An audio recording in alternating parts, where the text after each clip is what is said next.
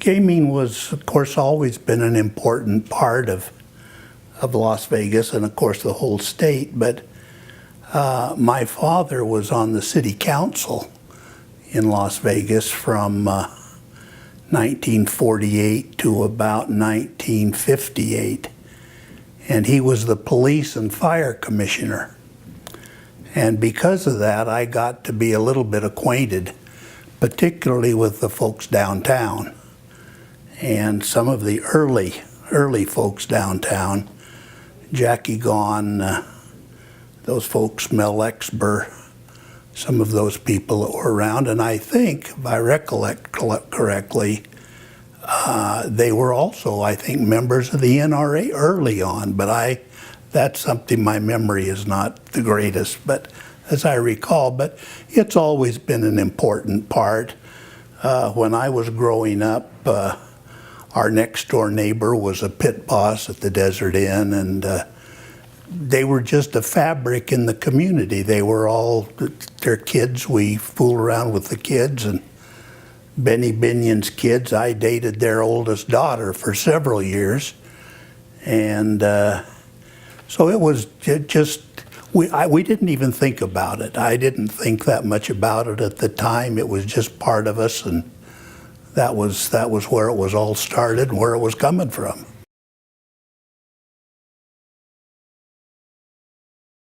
Gaming primarily, in those days, in the early 60s, it was starting out on the Strip, but we didn't have a lot of the, the things that we have now, and it was a big part downtown. And while that still wasn't a very big thing, it was probably the biggest of the two, but it was starting on the Strip and certainly got bigger. And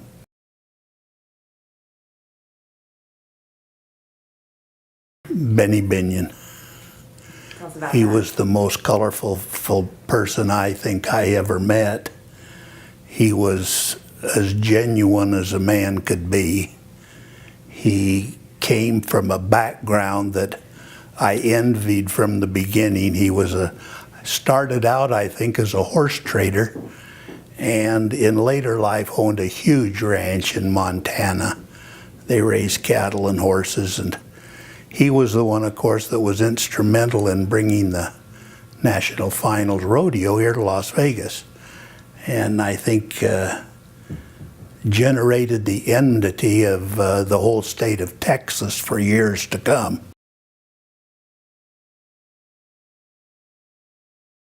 By virtue of my religious affiliation, I'm not out promoting gaming necessarily as a business, or even in those days as a profession. But it was a situation where at some point in my career, maybe you've noticed there, I was appointed to be the chairman of the Gaming Control Board, and it was at that time that I queried some of the people in the church, one person particularly, about whether that's something that I should consider doing. And I was advised that yes, that would probably be a good thing for me to do. And even though we weren't involved in gaming, nonetheless, we would have an opportunity to be aware of what was going on in the industry and the people were, that were around. So while I don't gamble myself, and as I say, don't promote it with my family, nonetheless, I recognize the importance of gaming. And when we licensed Frank Sinatra back in those days, I was quoted, I think, in the New York Times that I really didn't care what people thought about the state of Nevada and Las Vegas as far as gaming was concerned. It had been good to us, it had been good for our state, and it had been good for our people. We had been able to educate a large group of folks because of the taxes that they paid. They were very generous in things that they did for the community. They were always doing something really special, and so it was interesting. It's to say the least.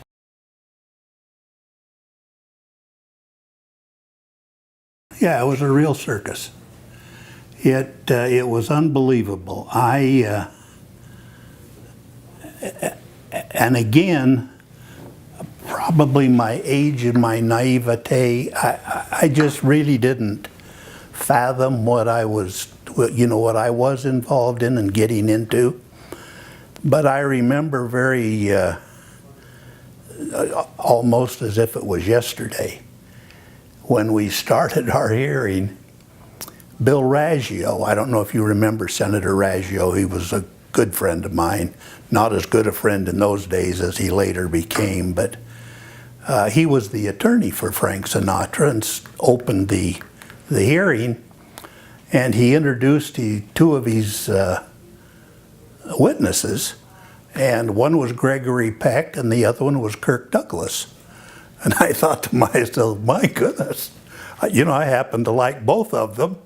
And I thought to myself, holy Toledo, this is going to be very interesting to hear what these guys have got to say. In the old days, he and Dean Martin would leave the showroom. They would go out to the pit and deal. They'd move the dealer off the table and start dealing. Well, everybody won, and you could only take so much of that. And gamblers who were real gamblers would look around and say, well, what kind of deal is this? It's not good. But anyway, we put on some very tight restrictions. There was no way Sinatra could issue credit. There were no comps. There were no shenanigans in the pit or anything like that. And to the best of my knowledge, while I was yet on the control board, I don't think he ever did anything to violate any of those conditions that would put on him.